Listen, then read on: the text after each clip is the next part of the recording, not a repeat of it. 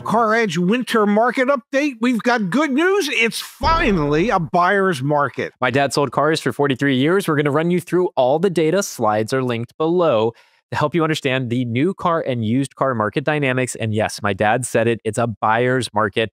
It is finally the time, if you've been waiting, to go buy that new or used vehicle. Let's start with the new car market, Dad. We have nearly 3 million new cars in inventory and 88 days supply of inventory. Both of these numbers are the highest we've seen all year, and quite frankly, in a few years. Help us understand what that 88 days supply means and why 3 million is such an important number.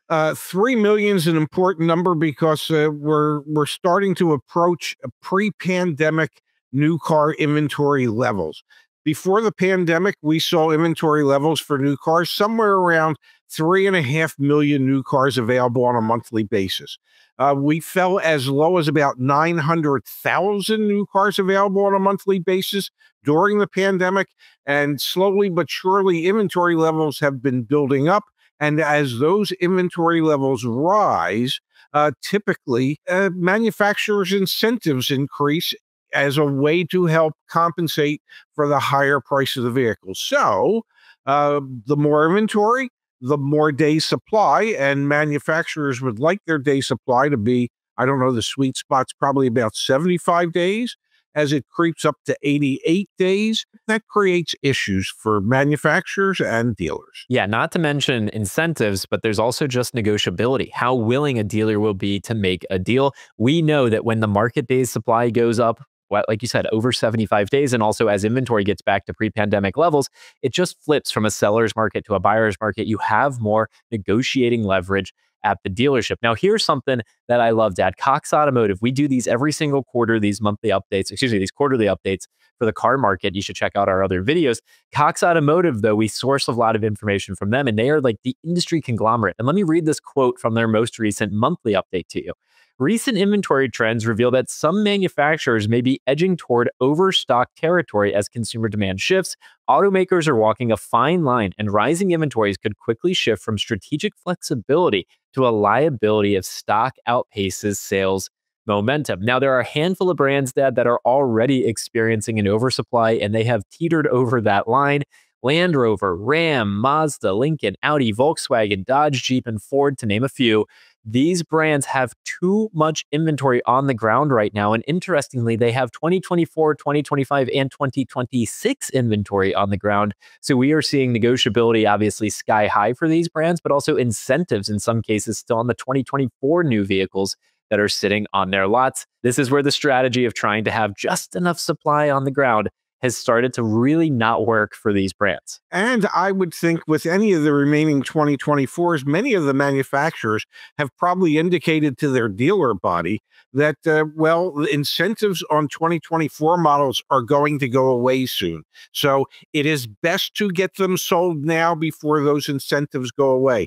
Because when those incentives go away, it's strictly the dealer discount that people are going to be looking at, and dealers will be taking a bath on some of those vehicles. So there should be some motivated sellers when it comes to moving the remaining 2024 new vehicle inventory. And quite frankly, even the 2025s, because obviously we're heading into 2026 here. Now, some brands, Dad, have a limited supply of inventory. There are still deals to be had. I want to be very clear. But Toyota, Lexus, and Honda, those are the three brands at the lowest end in terms of available inventory. These brands, again, you can get deals. There are deals to be had. There is negotiability across most models within these brands, but it's going to be a totally different ballgame than if you were negotiating over at the Ram dealership or at the Land Rover dealership versus at the Toyota dealership or the Lexus dealership. So a lot of what happens in the car market, a lot of what dictates what we do here at CarEdge is based on supply and demand. And these are the brands that have the best mix right now in terms of their power position, in terms of supply and demand. Those other brands we mentioned a moment ago, that's obviously a slightly different story. Now, everything is geographically regionalized. Yes. So there can be different trends in different areas of the country. That's why we built CarEdge.com and CarEdge Pro. You can see in your particular market area what the day's supply of inventory is, how fast dealers are turning over inventory, things like that. But broad strokes, these are the three brands where you'll have a little bit less negotiability, a little bit less incentives, because they just have done a better job managing their inventory. Yeah, probably indicates that it's going to take a little bit more work on your part in order to get the dealer to come down in pricing on those brands as opposed to the other brands. It's not to say that it can't be done. It's just going to require a lot more time, effort, and energy on your part to get it done. Now let's level set here. We're saying it's a buyer's market. If you've been on the sidelines waiting to buy for a new vehicle, you should go act now. It's still a $50,000 average transaction price. $49,766 is the average listing price for a new vehicle in today's market. So these things have gotten quite expensive. The orange line that you're looking at is how much incentive the manufacturer is providing as a percentage of that average transaction price. And it actually declined significantly in the month of October to 6.5%. We don't have data yet for November. We expect to get really strong numbers in terms of incentives for the month of November and into December. Black Friday, Dad, by the time people are watching this video, it's right around the corner. There are 42 0% financing offers right now. It's the highest. We track it every single month back at CarEdge.com. That's the highest we've seen, 42 0% financing offers right now. So the expectation is, to your point earlier, that after the manufacturers increased their incentives a lot in September, that was when they were trying to move a lot of electric vehicles before the federal tax credit went away. They then died down a little bit in October. Sales slumped in October to a degree. Now, here in November and into December, incentives are bouncing back up. So you have more negotiability with the dealers because of supply and demand, and you have more incentives from the manufacturers who need to get rid of these older model year vehicles. Yes, those special interest rates that are offered by the manufacturers, those cost the manufacturers a boatload of money. It is not cheap to buy down the average interest rate from whatever the lender would normally charge to 0%. That costs the dealer, that costs the manufacturer a lot of money. So that 6.5% of for incentives, that number's going up dramatically for November and December, just based on the 40 to 0% finance offers that are available now. So, Dad, back at caredge.com/Black Friday, we have all of our Black Friday deal coverage, but I just want to level set with you here. Full-size pickup trucks, the best-selling vehicles in the United States of America, the average MSRP on those full-size pickup trucks is $70,351. So no wonder we have 0% financing for 60 months from Ford on the F-150. We have plenty of other 0% financing offers from these manufacturers as well on their full-size pickup trucks. It's just an example of they got greedy, the prices got too high. But again, for those of you that have been sitting on the sidelines, at least now they have an oversupply of inventory and you can go in there, negotiate a great deal, and secure that subvented lower interest rate. Yeah, it's almost as if the coach has said, hey, it's time to get in the game. And it really, really is. Now, it's not just finance deals, Dad. We're seeing the really incredible lease offers as well. Here's the 2026 Chevrolet Trailblazer, $289 a month for 36 months with just $419 due at signing. So for those of you that are monthly price sensitive, we obviously coach when you negotiate a car deal.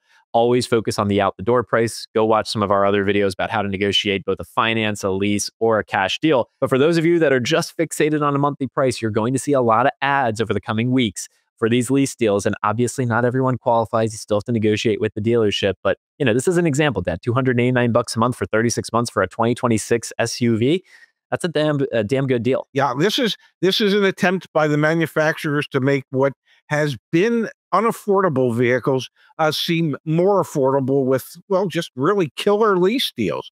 Leases allow you typically to get into a more expensive vehicle at a lower payment. Of course, you don't own anything at the end of it, but you have had the use of the vehicle for the 3 years, and your cost associated with that vehicle for those 3 years is considerably lower than what it would have been if you purchased it. Our highly scientific barometer here, Dad, excellent. It is a buyer's market for new cars. We're going to talk about used cars here in just a second, but folks, take advantage of this moment in time. If you've been on the sidelines, now's the time to move. Let's talk about the used car market, Dad. The average listing price for a used vehicle is nearly $26,000. Fortunately, this is below where we were a few years ago when during the pandemic and we had the new car shortage and the used car shortage, prices were even higher, up over 28, almost getting close to $29,000. So used car prices are down from where they've been over the past few years, but still quite high. That being said, we have the highest level of used vehicle inventory in the market so far this year, 2.26 million used cars in inventory, a 48 days supply of inventory. So 40 days fewer than on the new car side. So you can see a very different supply and demand dynamic. But this 48 days, that is the highest level we've seen all year long. And importantly, at the wholesale used car auctions, we are seeing a steady and very rapid decline in used vehicle prices, 1% week over week for the past few weeks from our friends over at Black Book. So these three trends combined, Dad, start to indicate that there might be some buying opportunities for shoppers out there. Yeah, we should definitely see retail prices start to come down to some degree. Unfortunately, they never seem to come down quite as much as the wholesale drops have been. Now, Dad, when we break this down by type of vehicle, it's super interesting. Full-size cars are dropping the most in value, subcompact cars after that. And then when we look on the SUV and truck side of things, it's those subcompact crossovers as well as those smaller pickup trucks where we're seeing the biggest price declines week over week at the wholesale auctions. Now, a couple things to keep in mind here. As we have inventory building up, that's obviously great from a supply standpoint, but there's still a lot of demand, and demand is most acute, Dad, at the lower dollar price points. And so we're seeing older used vehicles actually decrease in value less. You're looking for a sub $15,000 vehicle, it's probably going to be 8, 10, 12 years old. Those are the vehicles that are actually losing their value the least. It's the newer used vehicles where we're seeing the prices go down a little bit. And that's interesting because in a lot of cases, it actually still makes sense to buy new instead of used. Think about those market dynamics we talked about a moment ago, 48 days supply versus 88 days supply for new vehicles. That's kind of the calculus for a lot of car shoppers right now when they look at the used car market, is unless you're looking for a sub $15,000, sub $20,000 price point, it might make more sense to buy the new one, even though the age-old adage was you get a better value going used. Well, I can assure you of one thing. There are no 0% interest deals on pre-owned cars. So if you're looking at a 1, 2, or 3-year-old pre-owned car, and the comparable new car to that might be one of those 42 that has a 0% interest rate available for it. Well, if the average interest rate for a used car is, I don't know, close to 10%, we'll figure it out. 10% interest versus 0% interest. Ultimately, that new car would end up probably being a much better value than that pre-owned car because it has full warranty, you're fully covered, and, well, you're not paying any interest back on that loan. Depending on where you live in the United States of America, you might see my dad on your local news talking about exactly that. Just roll the clip. It makes more sense to buy a new car today than a pre-owned 2 or 3-year-old car. That's because used car prices are up 5% year over year. Now, one other thing, Dad, that we have to talk about, if you have a trade-in, as we see wholesale used car prices come down, trade-in offers, we're already seeing it. They are declining significantly as well. So for many people, whether you're buying a new or used vehicle, there's three components to the car deal: the price of the vehicle that I'm purchasing, the amount that I'm selling my car for, my trade-in, and my financing. And so those three legs of the stool right now, I think, and let's see if you back me up on this, you've got the trifecta right now. Used car prices are still high enough and the values are starting to come down. I want to be very clear, but you can still get a good offer for your trade-in. Obviously, you've got negotiability on the vehicle that you're purchasing, new or used, more on the new side, less on the used. And APRs, obviously 0% financing. And we have seen used car interest rates come down just a little bit. That trifecta, I think, looks really good right now. And quite frankly, if you try and time the market for December 31st, you might end up with egg on your face because your trade-in value will have gone down so much between now and then. So used car market, our general consensus, it's a fair to good opportunity. It's not quite as strong as it was on the new car side, but I'm curious, my trifecta there, Dad, with the trade-in as well. Do you agree, disagree, somewhere in between? I would say this. If you have a trade-in and there is a car that you like and that the price is acceptable both for the car that you're looking to buy and your trade that you're looking to sell to the dealer, do it now and don't wait. And the reason for that is we have seen wholesale values declining by 1% or more for the last 3 weeks. If that continues at that pace through the end of the year, your trade-in value is going to decline, I don't know, 3, 4, perhaps 5%. Yeah, maybe you'll catch that new car at a slightly lower price, but is it a 5% lower price than what the value of your trade would have been worth today as opposed to 6 weeks from now? Well, and keep me honest, that if wholesale values go down 5%, I think that trade-in offer is going down by more than 5%. They're going to lower it by 15% to try and make up. You know, I didn't want to make it seem as abysmal for folks, but trust me, the value of your trade is much higher today than it will be tomorrow or next week or the week after that. Again, the slides are available. Just click the link in the description below. And our team is available to help you as well. Go to caredge.com to learn more. Pops, thanks so much for doing this. Thank you.